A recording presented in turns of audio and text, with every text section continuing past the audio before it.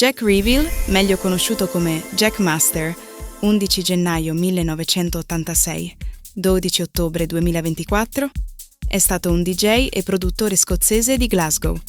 È stato uno dei fondatori dell'etichetta discografica e della discoteca Numbers, nonché di Wireblock, Dress to Sweat, Point.One Recordings, Seldom Felt e TDSR. Era rinomato per il suo gusto musicale approfondito e diversificato e per la sua capacità di mescolare una moltitudine di generi diversi.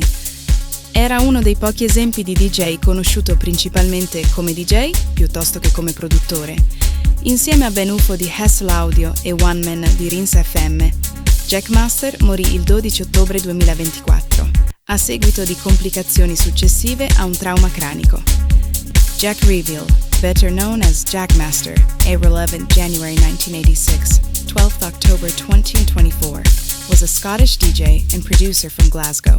He was one of the founders of the Numbers record label and nightclub, as well as Wireblock, Dress to Sweat, Point.One Recordings, Seldom Felt and TDSR. He was renowned for his in-depth and diverse musical taste and his ability to mix a multitude of different genres.